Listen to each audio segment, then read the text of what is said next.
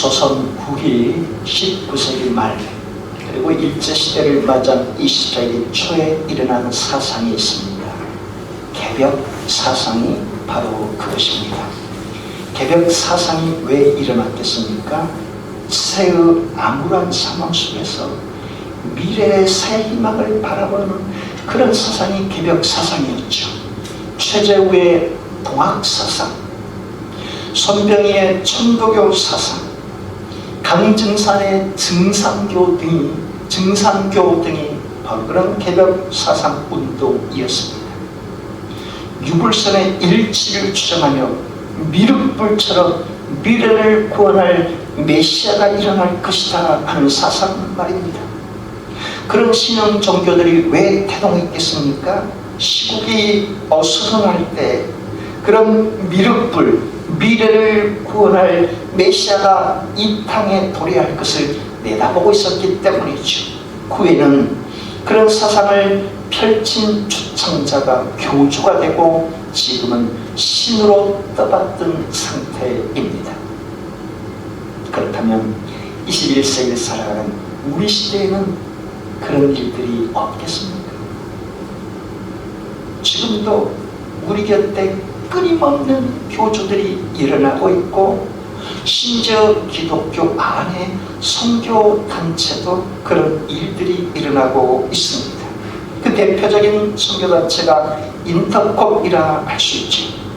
인터콥은 2004년에 3,000명의 사람들이 예루살렘 땅 베들레헴 땅에 들어가서 거기에 가두 행진을 펼쳤습니다.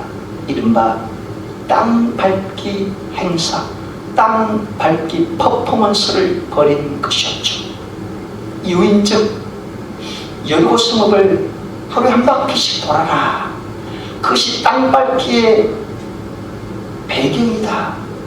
지금도 그렇게 땅을 밟으면 그 성이 하나님의 나라로 무너질 것이다. 하나님 나라가 도래할 것이다. 이런 이유 때문에 땅 밟기 행사를 벌였던 것입니다. 2006년에는 아프가니스탄에서 평화대 행진 역시 땅 밟기 행사를 벌이다가 추방당했습니다.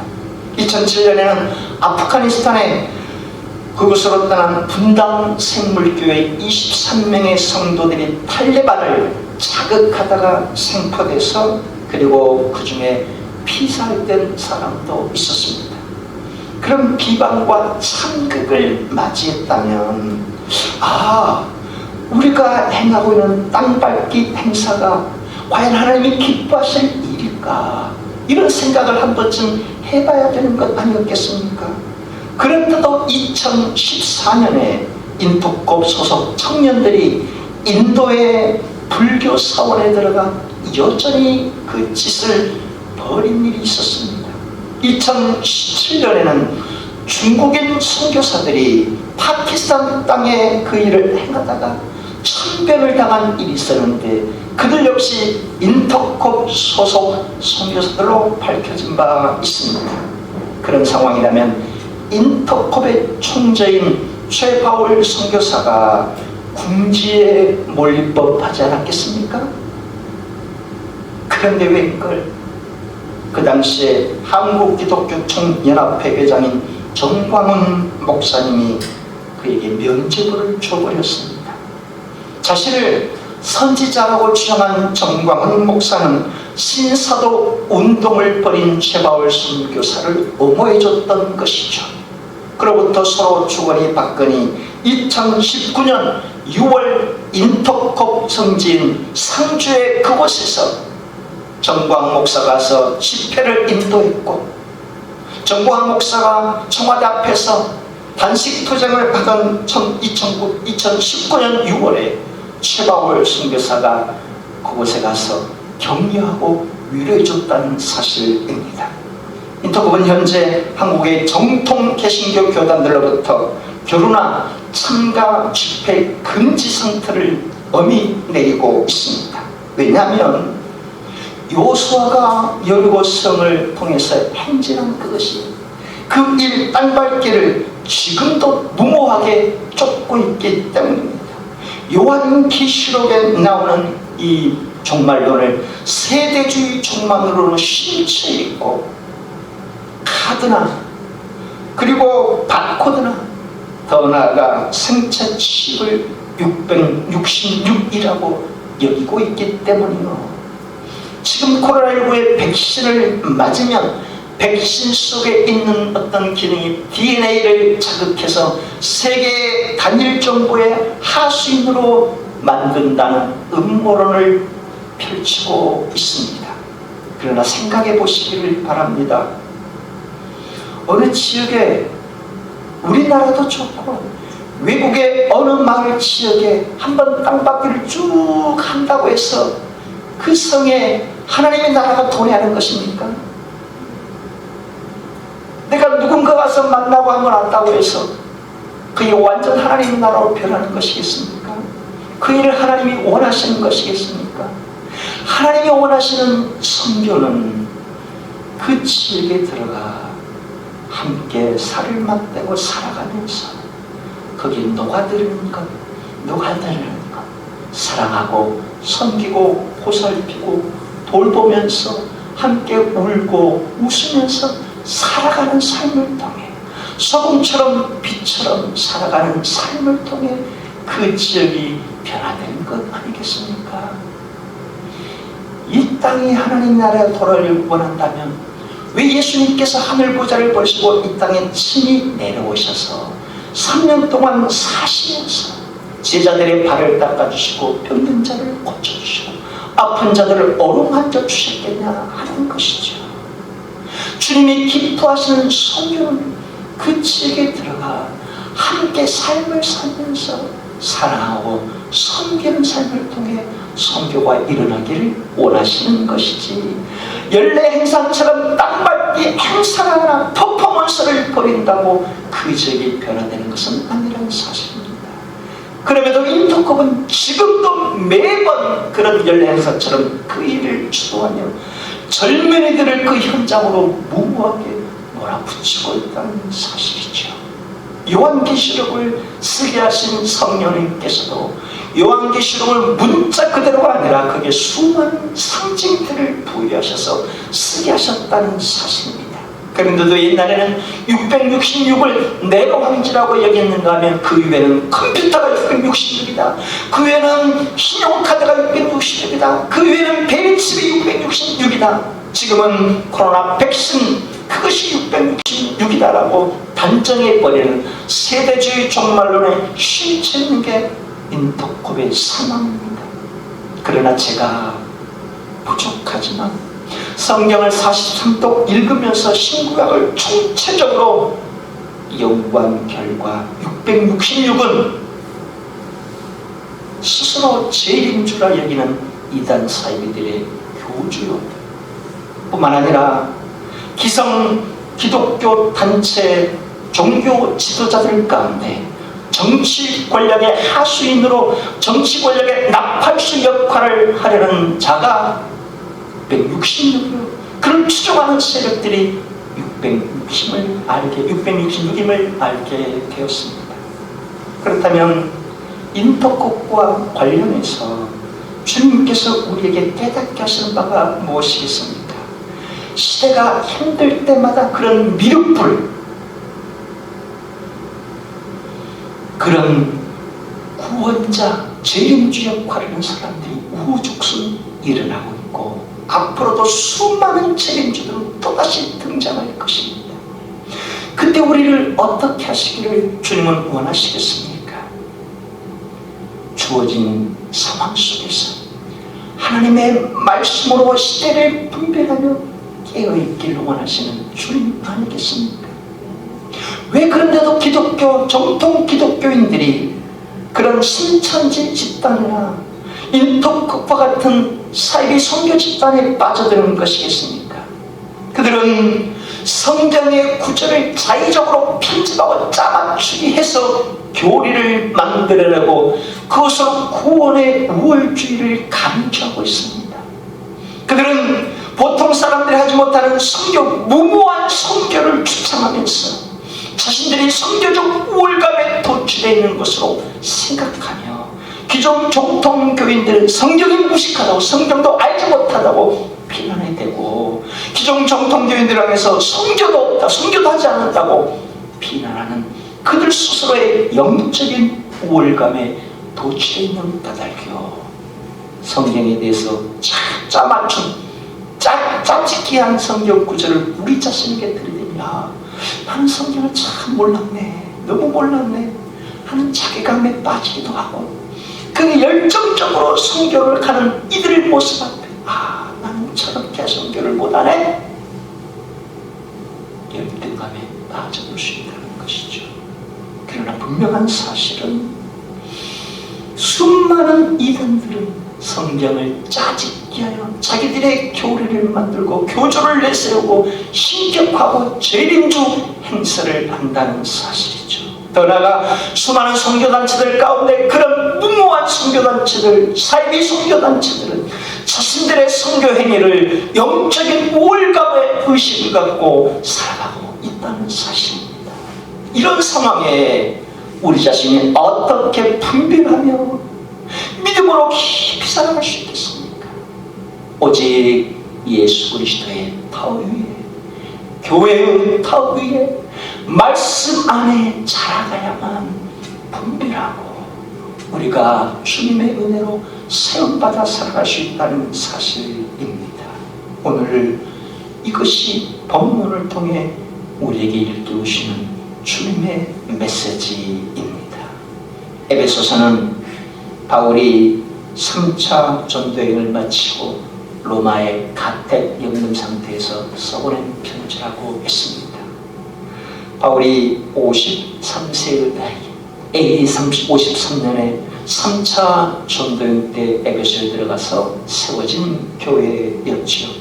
그 당시 에베소 도시는 로마와 알렉산드리아와 수리아 안디옥과 더불어 로마적 4대 도시 중에 하나였습니다. 지중해 연안 무역도시로서 인구 25만이 살고 있는 도시요, 시리아와 인도와 이집트의 상인들이 몰려드는 도시였습니다. 세계적으로 유명한 아르테미스 신전, 거대한 그 신전이 놓여 있어서 세계에서 몰려든 상인들이 그 신전 앞에 비나이다 비나이다 하는 도시였죠. 더욱이 에베소 도시의 구리 생업자들은 그 신전 모양을 받던 작은 부적상을 팔면서 막대한 돈을 긁어 모으고 있었습니다. 바로 그런 도시에 바울이 들어가 브리스길라와 아굴라 부부의 헌신적인 동역에 의해서 3년간 복음을 전할 수 있었죠. 그중 2년 동안은 티라노스의 스콜레 두랑노 상가를 빌려서 점심 잠자는 오후 시간에 그 지역 사람들에게 복음을 전하고 가르쳤습니다. 그 와중에 바울은 고린도 교회의 문제점을 듣고 3번을 거쳐 방문하기도 했고 4번에 걸쳐 편지를 써서 그 문제를 해결하려고도 했습니다. 하지만 바울은 지금 3차 전도여행의 자신을 부르신 곳이 에베소 도시라 에베소에서 최선을 다한 바울이었죠. 그때 최선을 다하는 동안 주님께서 놀라운 역사를 일으켜 주셨는데, 천막 만들 때 사용하던 거적대기와 그리고 악시막격으로 사용한 보자기를 병든 사람에게 얹을 때마다 귀신이 떠나고 병든 자가 고침받는 놀라운 역사가 일어났습니다. 그로 인해 에베소의 수많은 유대인들과 헬라 이방인들이 예수님을 구주로 영접하는 대역사가 일어났죠. 바로 이것이 인구 25만의 에베소 도시의 에베소 교회가 태동된 배경이었습니다. 그런 은혜를 알기에 바울이 나이 60이 되어 로마의 가택 연금 상태에서 에베소 교회 성도들 향해 편지를 써보낼 때 무슨 내용으로 써보냈겠습니까? 에베소 1장부터 3장까지는 여러분, 나나 여러분이나 구원받은 하나님의 자녀가 된 것은 우리의 공로나 우리의 노력이나 우리의 열심으로 된 게 아니지 않습니까? 오직 죄 많은 우리, 세상의 우상 숭배했던 우리, 세상의 욕망과 쾌락을 쫓아 살던 우리를 세상 가운데서 불러내주신 주님의 부르심의 은혜 아닙니까? 라고 전반부에서 보냈죠. 후반부의 말씀은 부르심을 받은 자들의 그러니 합당한 삶을 살아야 되지 않겠습니까? 하면서 오늘 읽은 이 4장의 말씀은 주님의 부르심을 받은 자들이 주님의 몸을 세워가라 라고 권면해 보냈습니다. 하나님께서 각 사람을 세상 가운데서 불러내실 때 그저 부르신 게 아니라 그들 각자에게 은사와 은혜를 부어주셨다는 겁니다. 그래서 어떤 사람은 사도로, 어떤 사람은 선지자로, 어떤 사람은 복음 전도자로, 어떤 사람은 목사로, 어떤 사람은 교사로 각각 은혜와 은사의 달란트대로 불러주셨다는 겁니다. 그렇게 부름받은 여러분들은 주님의 몸, 주님의 교회를 함께 세워가도록 하시기를 바랍니다. 먼저는 여러분의 영혼이 세움받고 또 그 이후에 함께 나온 여러분들이 같이 주님 안에서 주님의 몸된 교회를 세워가시길 바랍니다 라고 권면의 편지를 4장에 오늘 읽은 말씀을 통해서 써보냈다는 것이었습니다. 그 중에 오늘 보면 15장 15절 16절을 통해 강조하는 바가 무엇이겠습니까? 다시 한번 같이 읽겠습니다. 아멘. 오직 사랑 안에서 참된 것을 하여 범사에 그에게까지 차지라. 그는 머리니 곧 그리스도라. 그에게서 온몸이 각 마디를 통하여 도움을 받음으로 연결되고 결합되어 각 지체의 분량대로 역사하여 그 몸을 자라게 하며 사랑 안에서 스스로 세우느니라. 여러분, 주님의 은혜로 구원받은 여러분, 주님의 부름받아 구원받은 여러분이 함께 주님의 몸을 이루며 함께 자라가시기를 바랍니다. 그것이 여러분들이 세움받는 일이요, 열을 만든 교회가 세움하고 자라가는 일입니다. 이 중에 2번이나 반복하는 단어가 있으니 자랄지라, 또 자라게 하며, 이런 말씀이 나옵니다. 실은 세움 그리고 자람 동일한 말 아니겠습니까? 그런데 바울은 오늘 본문을 통해 15절 16절을 통해 2번씩이나 자랄지라, 자라야 합니다 라는 단어를 쓰고 있습니다. 이 자라는 헬라어 아웃자로가 증가하다, 성장하다 하는 뜻입니다. 주님께서 들의 백합화와 그리고 겨자씨가 자란다 할 때 사용된 단어가 아웃자로입니다. 씨를 뿌릴 때 좋은 밭에 뿌려서 30배, 60배, 100배의 결실을 맺기까지 자란다 할 때가 이 아웃자로라는 단어입니다. 유아기 시절에 세례 요한이나 예수님이 자라면서 강건해지다, 키가 크고 강건이다 이렇게 자란다 할 때가 이 단어를 사용하는 것입니다. 더욱이 주님의 말씀이 형황에서 주님을 믿겠다는 제자들이 많아지는 것, 이것이 이 단어를 사용하는 것입니다. 뿐만 아니라 여리디 여린 고린도 교회 성도들에게 주님이 밥 대신, 딱딱한 밥 대신 죽을 먹여서 자라게 하신다 할 때 이 단어를 사용했습니다.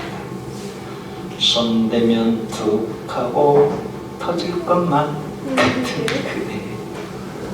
홍선아 연쟁놀이가 아니라 좀 한마디 탁 던지는데 울어버릴 것 같은, 한마디 툭 던지면 어쩔 줄 몰라, 이런 여리디 여린 성도들을 주님의 말씀으로 먹여서 이제는 딱딱한 밥도 먹을 정도로 어른의 신앙인으로 자란 상태를 가리키는 단어가 이 말씀입니다. 그만큼 에베소 교회 성도들은 스스로 자랄 수가 없었던 상태였습니다. 식물의 씨를 뿌리고 농부가 돌보주고 영양분을 공급해줘야 자랄 수 있는 것이죠. 유아기 시절의 세례견이나 예수님이나 부모가 돌봐주고 이끌어줘야 자랄 수 있는 것처럼 말입니다. 여리디 여린 고린도 교회의 성도들과 에베소 교회의 성도를 또 다르지 않았다는 겁니다. 그들이 세상 속에서 주님의 택함을 받아 구원받아 하나님의 자녀로 나왔지만 여전히 세상은 흉흉하고 이단 사이비들이 판을 치고 그 당대 율법 교사들과 그 당대 사이비들이 그런 여린 성도들을 유혹해서 교회에서 빼내가고 이단 사이비에 물들게 하는 그런 시대이기 때문에 주님의 말씀 말씀으로 더 자라가야 합니다 라고 권면의 편지를 써버린 것입니다. 이 자라다는 9자노라는 단어가 골로새서에 2번씩이나 사용되었습니다. 골로새 1장 10절에 주께 합당하게 행하여 범사에 기쁘시게 하고 모든 선한 일에 열매를 맺게 하시며 하나님을 아는 것에 잘하십시오. 또 골로새서 2장 19절에 온몸이 머리로 말미암아 마리와 힘줄로 공급함을 받고 연합하여 하나님의 자라게 하심으로 잘하십시오. 골로새서 2장 19절 그 말씀은 오늘 본문의 말씀과 거의 흡사합니다. 왜 바울이 똑같은 권면으로 골로새서의 성도들에게, 골로새 교회 성도들에게 그렇게 자라라, 몸에 결합하여 힘을 공급하고 연합하여 자라십시오 라고 동일한 이 권면의 말을 써보냈겠습니까? 에베소 교회 성도들보다 골로새 교회 성도들이 실은 더 여린 성도들이었기 때문이죠. 사실 골로새 교회는 바울이 직접 그 땅에 들어가 그 지역에 들어가 복음을 전해서 세워진 교회가 아니었습니다.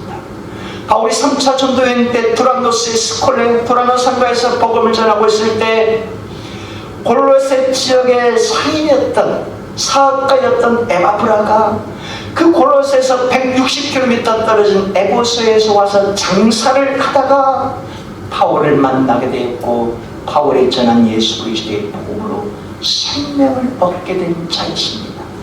그 에바브라가 바울로부터 예수 그리스도의 생명을 듣고 구원받은 감격을 혼자 간직할 수 없어서 고향으로 돌아가 고향 골로새에 돌아가 그 골로새 같은 사업가의 상인인 빌레몬에게 그 복음을 전했고 그때부터 그 골로새 빌레몬 집 사람들이 예수님을 구주로 영접하여 빌레몬의 집에서부터 태동된 교회가 골로새 교회였습니다. 그리고 그 집에 빌레몬의 하인인 오네시모라는 종이 그 집을 뛰쳐나고 도망치다가 로마에서 이 편지를 써보는 바울을 만나게 되었고 예수님을 영접해 하나님의 사람이 된 일이 있습니다. 그 무렵 이 에바브라는 골로새 지역 빌레몬의 집에 세워진 골로새 교회뿐만 아니라 그 옆 지역인 라오디게아 지역에까지 들어가서 예수님의 복음을 전했고 요한계시록에 나오는 라오디게아 교회가 파동이 된 것이었죠. 그렇다면 왜 바울이 에베소서나 골로새서를 써버릴 때 여러분 자라야 합니다, 자라가셔야 합니다 라고 권면했겠습니까? 에베소 교회 성도들은 물론이고 라오디게는 물론이고 이 골로새 교회 성도들은 여린 신앙심이 깊지 않는 성도들이었기 때문에 비록 세상에서 하나님의 택함 하나님의 부름을 받아 성도가 되어서 함께 교회를 이루고 있지만 빌레몬의 집에서 골로새 교회를 세우고 있지만 라오디게아 집에서 라오디게아 교회를 세우고 있지만 그는 여린 성도들이었기 때문이죠. 그래서 그 당시에 율법주의 교사들이 침투에 들어오거나 이단 사이비들이 그 집에 들어와 침투하면 언제라도 넘어질 수 있고 거기에 빨려들어 빠져나갈 수 있기 때문에 바울이 자라가십시오, 자라가야만 됩니다. 그래야 흔들리지 않고 세상 풍조나 이단 사이에 빠져들지 않을 수 있습니다 라고 권면하며 이 편지를 써버렸던 것입니다. 이것은 2000년 전 에베소 교회나 골로새 교회 성도들만이 아니라 21세기를 살아가는 우리 자신들이라고 예외일 수 있겠습니까? 우리 자신들은 나는 10년, 15년, 20년 넘게 신앙생활했는데 나는 넘어지지 않을 수 있어요. 나는 어떤 이단들이 나를 유혹해 나는 굳게 설 수 있습니다. 누가 감히 자랑할 수 있겠습니까? 그렇게 오늘 본문을 통해 주님께서 우리에게 베푸시는 은혜가 무엇이겠습니까? 주님은 영적인 어린아이와 같은 우리를 자라게 하셔서 믿음으로 굳게 뿌리내리게 하시는 은혜를 베푸시길 원하신다는 사실입니다. 사랑하는 아들아, 사랑하는 딸아, 너는 영적으로 어린아이냐 아니면 영적으로 어른이냐 우리에게 지금 물으실 수 있습니다. 세상 힘들 때마다 미륵불 태백사상 자칭 재건조라는 자들이 일어나고 있고, 신천지나 인터컵 같은 이단과 사회단체들이 일어나고 있는데 너는 그들의 유혹 앞에 흔들리지 않을 수 있느냐? 그들이 영적 우월감에 도취돼 너의 신앙을 저울질하고 너의 신앙을 얕잡아볼 때 너는 어떻게 대처할 수 있겠느냐? 오직 말씀과 기도, 오직 예수 그리스도 교회의 터 위에서만 네가 굳게 살아갈 수 있지 않겠느냐? 그러니 내 사랑하는 딸아, 내 사랑하는 아들아, 너는 어떤 상황 속에서도 예수 그리스도의 터 위에, 교회의 터 위에 말씀의 뿌리를 내리며 자라야 되지 않겠느냐? 코로나 백신을 666이라 하고 세대주의 종말을 펼치며 영적 우월감에 도취되어 있는 엉뚱한 선교단체 앞에 너는 주눅들 수 있지 않겠느냐? 그러나 절대로 주눅들지 말아라. 그들의 구원, 그들의 선교 행위는 그들의 노력이나 그들의 의로움에 통해서 가능한 일이 아니지 않느냐? 더 나아가 너도 교우들 앞에 열심히 하고, 열심히 기도하고, 열심히 봉사하고, 열심히 성경을 많이 읽는다고 영적 우월감에 도취되지 말아라. 너의 구원은 너의 자랑이나 너의 의로움 때문에 주어지는 것이 아니라 내 은혜로 주는 것 아니더냐? 언제나 겸손하게 말씀의 터 위에, 교회의 터 위에 네가 자라도록 해야 되지 않겠냐? 지금 우리 각자에게 이렇게 말씀하시는 주님의 음성인 줄 믿습니다. 그 신궤에 다 볼 수도 없고 작은 고난에 지쳐도 주께 묻는 나의 모든 삶 버티고 견디게 하시네.